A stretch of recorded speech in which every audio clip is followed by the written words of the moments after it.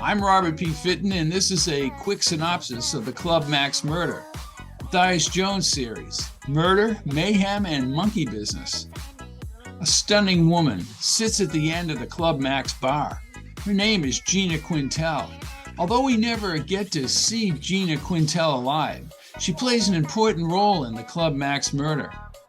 Father Jim Gallagher would tell Jones over and over about the risky behavior at Club Max in Prince William, New Hampshire.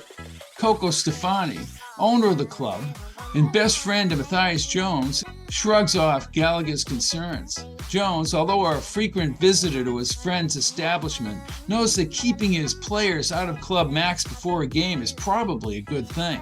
In this book, a Sherlock Holmes buff named Charles E. Daniels is an obnoxious know-it-all who screws up Jones's searching for the murderer. But with Coco's intolerance for nonsense, Daniels finds himself in a precarious situation. Here's how the Club Max murder begins. Daniels knows that a hooker was employing her trade upstairs from his Covington Arms apartment in Prince William. A young man's voice calls out, "Gina, Gina," and then rumbles down like a steer out of the pen, down the stairs and leaving on a motorcycle. The hooker is dead, and the kid in the room is Jones' star football player Joe Sabota, and Joe Sabota is missing. Fortunately for Jones, the dumbbell security cop at the college, Bucky Driscoll, and his sister Muriel land in Florida on vacation. Arnie Dewis sticks his nose into the investigation and says, "Some kid with a motorcycle is being held at the Prince William police station for murder." There's a black low rider moving around and someone looking through binoculars. Jones does not want to use little Larry Resnick in the big game. Plus, Resnick and Sabota hate each other.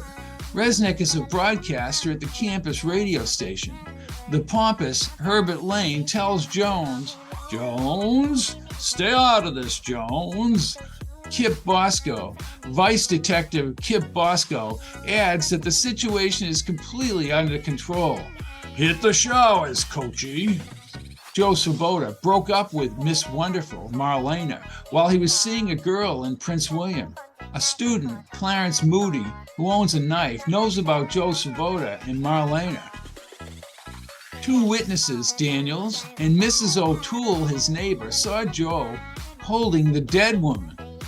Joe becomes a prisoner in a jumpsuit, sits on the bed, head in his hands, moaning over and over, "I love Gina. I'm not a murderer." He met Gina Quintel at the bar at Club Max. She said she wanted to talk. Jones will stay at St. Bart's Rectory while he investigates the murder in Prince William. He thinks that someone hired the woman to be Joe's girlfriend. But who would want to pay her and set up Joe? Inside Father Gallagher's long Lincoln sedan, Jones thinks that Joe is being framed. Coco is hiding out for a good reason. Coco has links to Gina and possibly the underworld. Time out.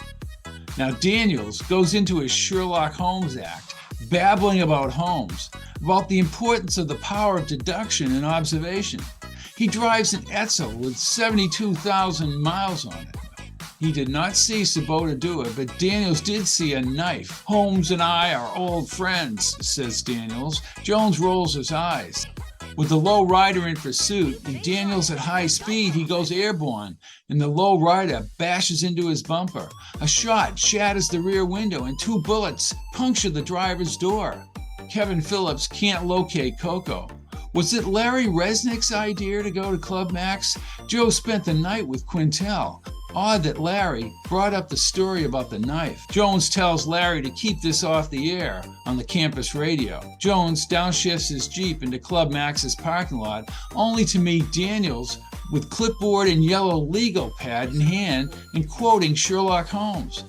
Jones is stunned that the older Daniels is a ladies' man and is flirting with the female bartender at Club Max. One of the girls, Monique, shows up after midnight.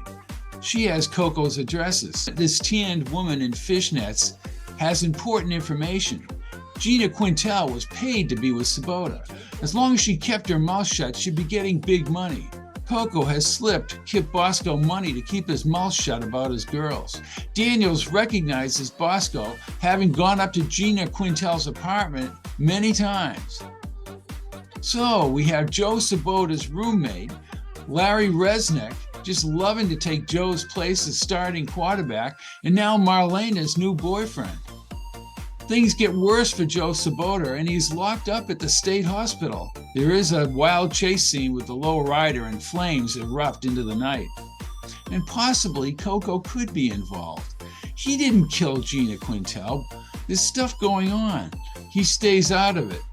He says that Boston is involved. Some guy named Milt Karpus just crossed the state line and is heading toward Club Max. He's a fat little punk with delusions of grandeur. Welcome to the real world, Jonesy.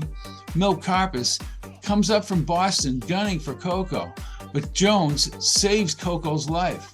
On the air at the campus station is a confession about the murder. Daniels and Moody are being held hostage. Daniels quotes Sherlock Holmes, "Logic is only as good as your facts." Then, of course, there is an epilogue. The Club Max Murder is available in paperback and Kindle, and the audio is at audible.com. I'm Robert P. Fitton, and this has been a quick synopsis.